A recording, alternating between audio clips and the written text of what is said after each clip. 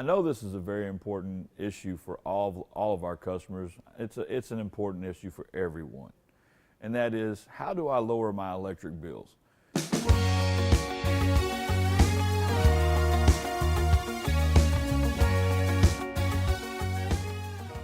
Insert your electric company here. They're probably killing you. They're dollaring you to death. Your bills are high and you don't know how to lower them. There are several ways to lower your electrical bills. Your air conditioning heating system is most important. Second is actually your insulation in your attic. Third, if you really want to just lower your electric bills and you don't want to change anything else, raise the temperature on your thermostat. And then, of course, windows. The first one that I really want to focus on is your air conditioning and heating system. Your air conditioning and heating system is responsible for 40 to 50% of your electrical bill. Well, first of all, keep your maintenance up. Just maintaining your system can help lower your electric bills. Make sure that you have your system checked twice a year. We want to help you maintain your system and maintain the life of your system, but we also want to make sure that we can help you keep your bills as low as possible. Let's talk about insulation. Blown-in insulation in your attic will greatly help your home. It is literally like putting a blanket over your house.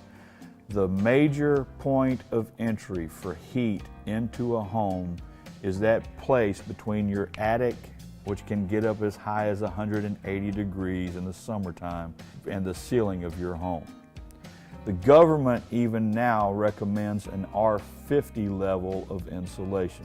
I have talked to the person that I consider an expert, and he has put R60 in his house. Now, why do we say R60? R60 has been proven to be 95% efficient at keeping the heat in your attic from ever reaching your ceiling. The most cost-effective way to lower your electric bill by helping your air conditioning system, every degree that you raise your thermostat will lower your electric bill by 6%. So in other words, if you like your house at 72 degrees, but your electric bill is just too high, then you can raise the thermostat by 2 degrees and save yourself 12% off of your electric bill. It really doesn't affect it as much as the other three, but it does help. And that is going with either double pane or triple pane windows. Not something that we deal with here at Ray's Emergency Air Conditioning, but they do affect your electric bill. The reason windows are a factor in lowering your energy cost is most of your heat gain, especially with single pane windows or cheap windows, even cheap factory two-pane windows, is radiant heat comes in through glass.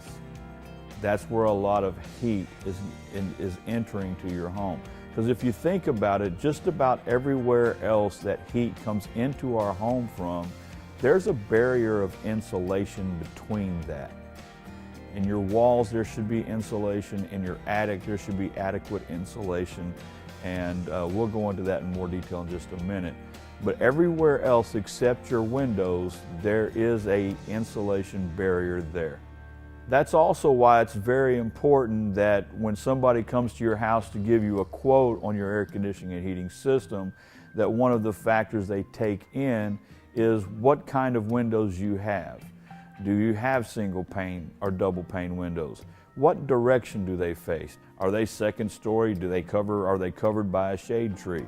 These are all things that need to be taken into effect when giving a quote for a new air conditioning and heating system.